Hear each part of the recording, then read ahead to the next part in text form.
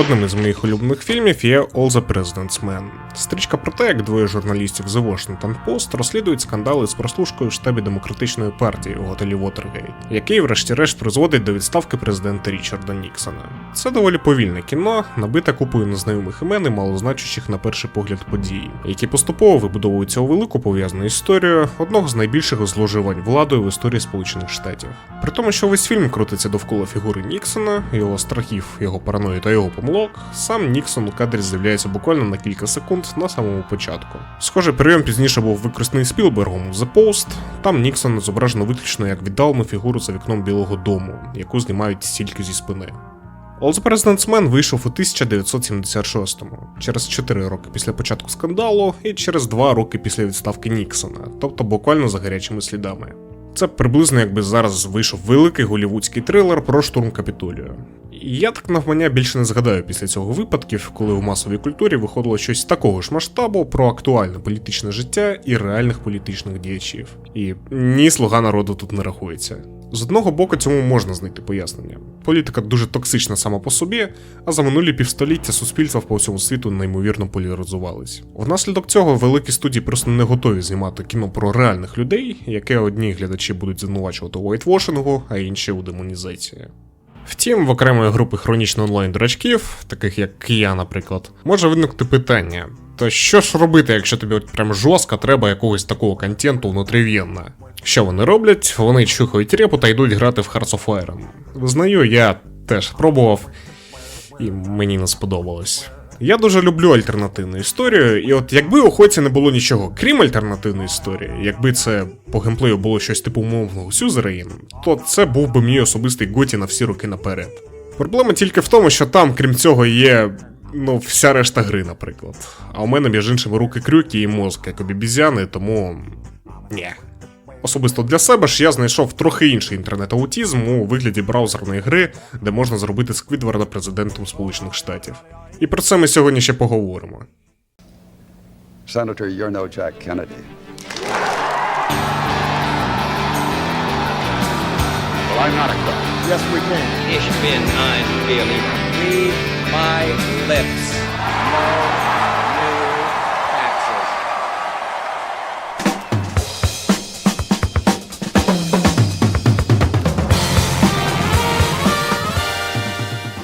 The Campaign Trail – це симулятор американських президентських виборів у форматі близькому до Interactive Fiction. Ось твій кандидат, ось твій опонент, ти маєш переконати достатній відсоток електорату, аби отримати президентське крісло. Розважайся. По суті, все, що тобі як гравцю треба робити, це читати багато тексту і приймати велику кількість рішень. У стандартних сценаріях їх, як правило, 25, у модах це число зазвичай вище. Без жодного мікроменеджменту ресурсів чи чогось подібного. Кожне таке рішення, фраза, сказана в інтерв'ю, твоя позиція по якомусь питанню актуальному в поточному виборчому циклі, впливає на твою популярність серед певних груп виборців у той чи інший бік. Наприклад, якщо ти заявляєш, що підтримуєш державну медицину, це буде медом на вуха для традиційно більш лівих регіонів, як Нова Англія чи штати Тихоокеанського узбережжя. Але після такого на глибокий південь тобі краще не соватись. Небезпечно для здоров'я. При цьому, якщо ти граєш за демократа, то така позиція для виборця буде очікуваною, а от якщо ти саме скажеш республіканець, усі тільки у виска покрутять. Тому в своїх діях треба бути обережним. Не надто відторгнути свою електоральну базу, але й не відлякати поміркованого виборця з невизначених штатів. Геймплейно каркас максимально простий. Ти просто тикаєш у радіобатони на HTML-сторінці. Я можу скільки завгодно розпинатись, який тут великий простір для рольового відіграшу, але на екрані ти все одно бачиш не дуже захопливу стіну тексту, яка виглядає як сайт із 2012-го. Та ще й без картинок. Власне, це і є сайт із 2012-го. Його розробив чувак на ім'я Ден Брайан для свого проєкту, присвяченого американській історії. Через кілька років було створено купу форків, основними з яких є New Campaign Trail та Campaign Trail Showcase, задачею яких було розширити гру користувацькими сценаріями. І на сьогодні ці форки є головним способом пограти у The Campaign Trail. Неможливо говорити про цю гру, не сказавши ані слова про невелике, але вкрай креативне і віддане ком'юніті модерів. Базові сценарії, створені Доном Брайаном, цілком підходять для першого знайомства, але після десятків пройдених модів перегравати їх доволі нудно. Там дуже функціональний текст, вкрай обмежений набір механік та посередній візуал. В цей же час моди беруть цей фундамент і, маючи в своєму інструментарії лише голий JavaScript і купу ентузіазму, створюють просто неймовірні штуки, стилізуючи інтерфейс під відповідну епоху та додаючи музику, яка сама по собі дає плюс 100 до атмосфери. Ось, наприклад, Hope, мод про кампанію переобрання Клінтона 1996-го, оформлений у стилі Web 1.0.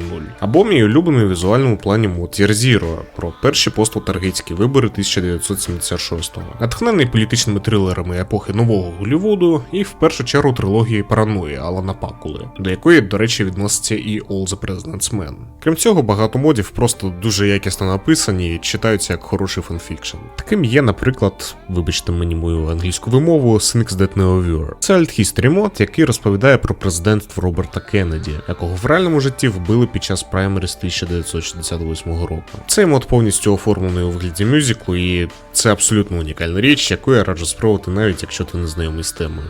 Тут, до речі, варто сказати, що в той час, як базові сценарії містять доволі просту англійську, багато модів використовують більш літературний стиль і потребують трохи вищого знання мови. Просто мається на увазі.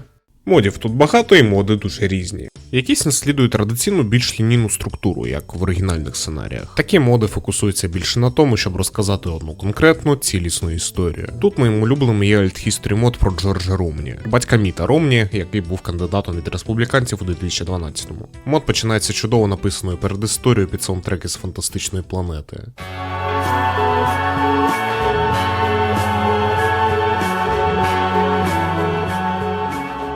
Раз на те мова зайшла, то я часто краду музику з модів до свого плейліста. Крім таких лінійних модів, є і так звані Choose Your Own Adventure сценарії, які являють собою маленькі RPG з купою розвилок. У таких модах тобі перед симуляцією безпосередньо президентських виборів дають пройти повний термін свого кандидата. І якщо у звичайних модах твій опонент завжди відомий завчасно, то тут, кого бере протилежна партія на праймеріс, залежить безпосередньо від того, як пройде твій термін. Одним з найпопулярніших у цій категорії є American Carnage. Тут, граючи за Трампа зразка першої каденції, треба балансувати свій популізм із більш традиційним республіканським консерватизмом. Від цього, а також від твоїх успіхів на посаді, залежить кандидат, якого видвинуть демократи. Причому варіантів тут ціла купа, штук 10. Більшість модів зосереджені на Штатах, але є і декілька про канадські, британські чи нідерландські парламентські вибори, які передають специфіку місцевої політичної сцени та виборчої системи. Є моди, присвячені певним фандомам. Є по Доктору Хто, Animal Crossing, купка модів по Зоряних війнах і... Так, як я згадував, існує мод про вибори 2008 року, де ти граєш за персонажів зі Спанч Боба. Неіронічно один з моїх улюблених. Дуже крута і офігітельно смішна штуковина, і до того ще й достатньо варіативна. Ну, до прикладу, граючи за Сквідварда, можна за правильних виборів у діалогах в одне рило відродити рокфеллерських республіканців. Була така група соціально-ліберальних членів республіканської партії, неофіційним лідером якої був губернатор Нью-Йорка Нельсон Рокфеллер. Взагалі, до розповсюдження соцмереж у Штатах діяло правило All Politics is Local. Фактично, шанси на обрання у більшості штатів мали кандидати від обох великих партій, якщо вони правильно себе позиціонували та вміли, де потрібно дистанціюватися від партійних еліт. Якщо не на президентському рівні, то на рівні губернаторського крісла чи конгресу так точно. Одним з найкращих міжнародних модів є Germany Between Decades про парламентські вибори в Німеччині 2021 року. Тут тобі на вибір дають грати за християнських демократів, соцдемів або зелених. При цьому в кожній партії є по декілька варіантів лідерів, кожен з яких представляє різні партійні фракції. Крім того, що тобі треба виграти федеральні вибори, також треба пережити вибори лідера партії. Кандидати при цьому мають певну унікальну метрику, яка впливає на їхні шанси на успіх. В Олафа Шольца це меркелізм. Під час кампанії він користувався своїм досвідом у кабінеті Меркель і, по суті, позиціонував себе її наступником. Граючи за Маркуса Зедра з Християнсько-демократичного союзу, твої шанси тим менші, чим більшим опортуністом тебе сприймають медіа та широкі маси. І так далі. У цьому моді, крім того, щоб тримати на плаву власний рейтинг, тобі ще й треба вибудовувати відносини з іншими партіями задля утворення коаліції. Мод достатньо великий, хоча й не до кінця дороблений, і, судячи з усього, більше не оновлюється. А шкода насправді. Мені особисто заходять сценарії, де можна грати за кандидатів від третіх партій. Це взагалі окрема і дуже цікава тема.